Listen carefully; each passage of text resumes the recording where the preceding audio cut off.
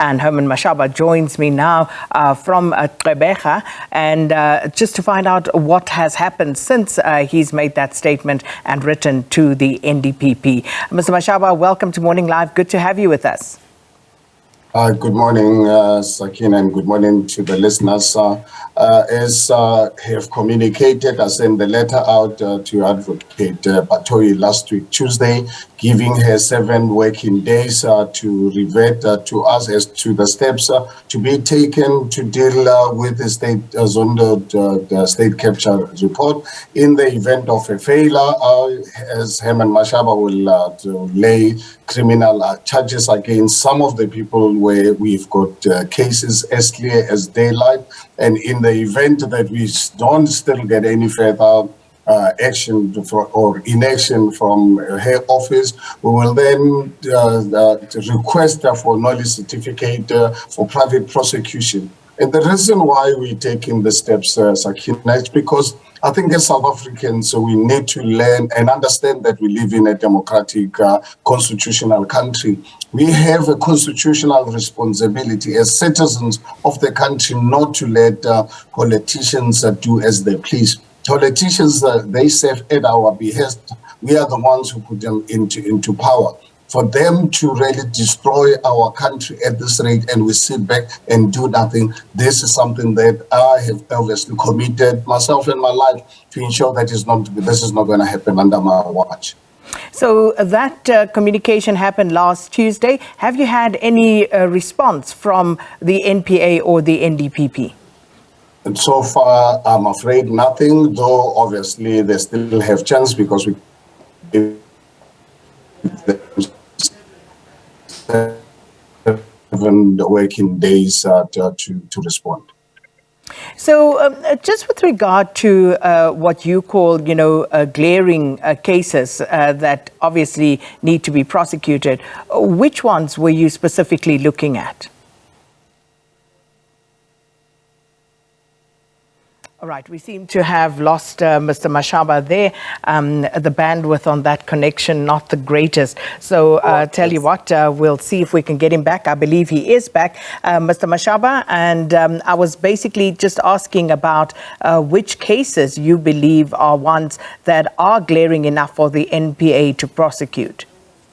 I think it is really safe for me not to really jump the gun as much as absolutely with our legal team. They are aware of cases that they feel that the NPA has got a constitutional obligation to act on them. Allow us, let's give them an opportunity. Right. I don't think that connection is going to assist us. Which cases they're going to pursue, and obviously be specific to criminal charges. I'll tell you what we'll do, Mr. Mashaba. Unfortunately, that connection is not the best. So what we'll do is we'll take a quick break and we'll get you on a telephone line to continue this conversation. Unfortunately, the bandwidth on that connection to Mr. Mashaba not playing along well this morning. So we'll continue this conversation after the break in a telephonic conversation. And welcome back to Morning Live, in conversation with the president of ActionSA, Herman Mashaba, who has written to the National Director of Public Prosecution, Shamila Batoyi, about laying criminal charges against those implicated in the state capture report, and also perhaps moving on to private prosecution if the NPA fails to prosecute in this regard. Mr. Mashaba, thanks so much for moving on to a telephone line.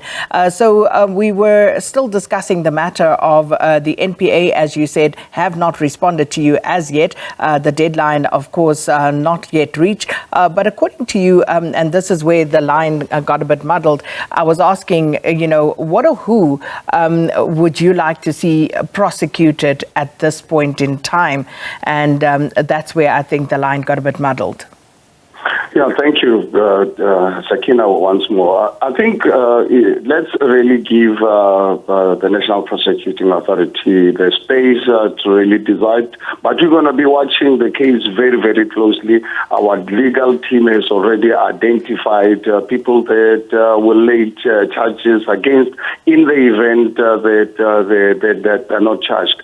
I think we want South Africans actually to really understand that we live in a constitutional democracy. We have a constitutional obligation as citizens of this country to protect our country through the Constitution. So we should not really get to a stage where we allow politicians who we've entrusted with the responsibility to govern this country to do as they please. So what we as ActionSA are doing, we are doing this to protect the country, to ensure that our Constitution is respected by politicians and those who are entrusted with the responsibility to govern this country and govern it properly. So as ActionSA, we are not going to give up on this matter. We've already spent R1 billion in the Zondo Commission, the money that we should not have spent in the first place, because if our law enforcement agencies was effective, these people should have really been charged right at the beginning. We should not really be having this ESCOM debacle and all the other evils that are happening in our country. So I think in terms of the people, give us the space. You will see when we lay the criminal charges, our legal team has got the names and the crimes that they've committed against the people of South Africa. So speaking of, I see some publications, print publications, saying that some of those that you believe need to be prosecuted include the current President Cyril Ramaphosa and former President Jacob Zuma. Is that correct? Well, we cannot at this point in time confirm who we're going to be laying criminal charges against. So look, this is a matter of days.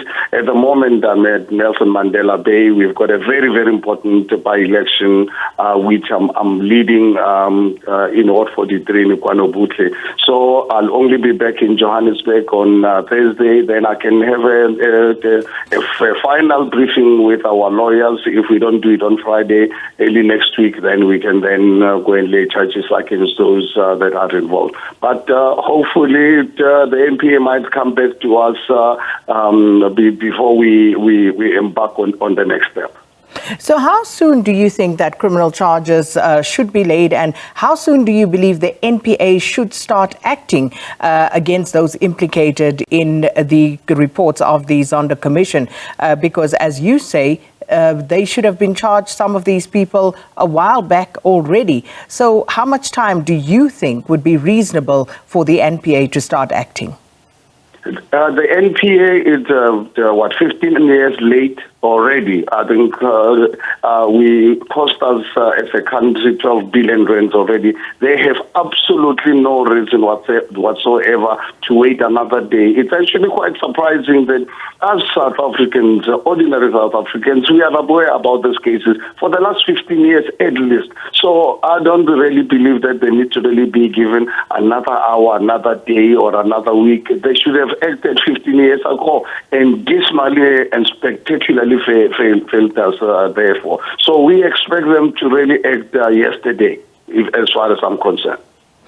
So if they don't respond by your 7-day deadline, which has, I think, about 2 more days to go, if I'm not mistaken, Mr. Mashaba, you have said that you will ask for a noli prosequi certificate so that you could, as ActionSA, pursue private prosecutions.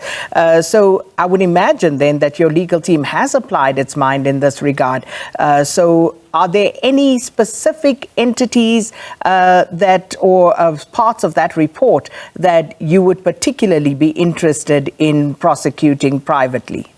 Absolutely. We do have the names of the people and the crimes that they've committed. But for now, because we feel let's give them the space and really hope that they can do what is in the best interest of South Africa and act against the people involved. The thing is, Sakina, these cases, you don't even have to really be a lawyer or be in the law enforcement agencies of people who've really looted our country. Look at what they've done to ESCOM. I mean, our people right now, the businesses are closing, people are losing jobs, the petrol prices are going up. I mean, we are in a state of paralysis as a country. And I'm telling you, the law enforcement agencies have played a major role in failing to discharge their responsibilities, to charge anyone who breaks the laws of this country. And as I said, they are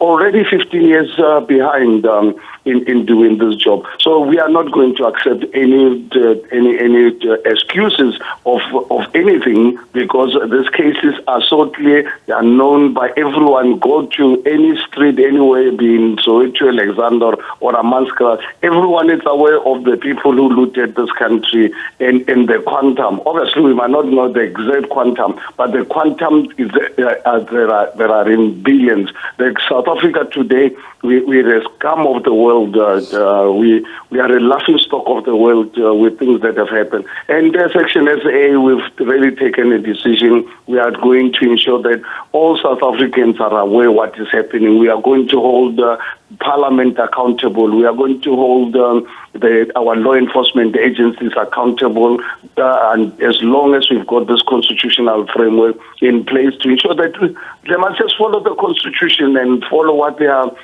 hired to do. We're not asking them to do something that is outside their mandate. What you are asking is, please protect South Africa, because in the process of your failure to do your job, unfortunately, who suffers are the poor South Africans who are without jobs. 13 million South Africans are without jobs today, with the numbers climbing every day.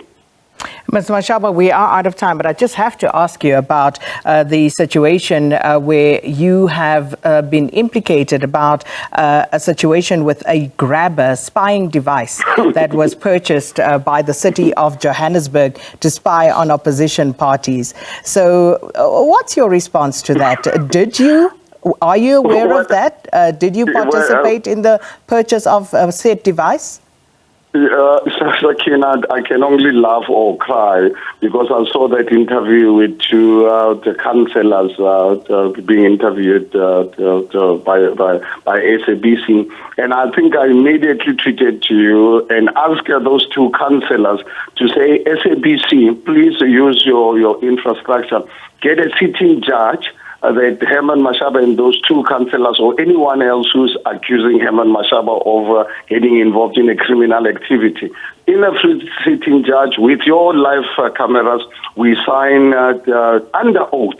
And anyone found to be lying there must be charged for perjury, and it must be a prison sentence. So I'm waiting, SABC, anytime when you are ready, please get a sitting judge with your cameras, whether you have them live or not, so that we can really sign what we know about what these people are talking about. That is how confident I am. So I shall await SABC to inform me accordingly. Please get hold of those two councillors, and we arrange with please, when you make arrangement with the sitting judge, anyone found to be lying must actually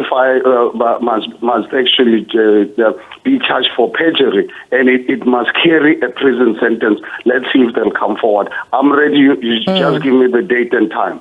And that, of course, may take a while yet, Mr. Mashaba, but as you and I are speaking right now, let me ask the simple question. Was a grabber bought while you were the executive mayor of the city of Johannesburg? Are you aware of that in any way, shape or form? Sakina, that is why I'm saying is I'm prepared to sign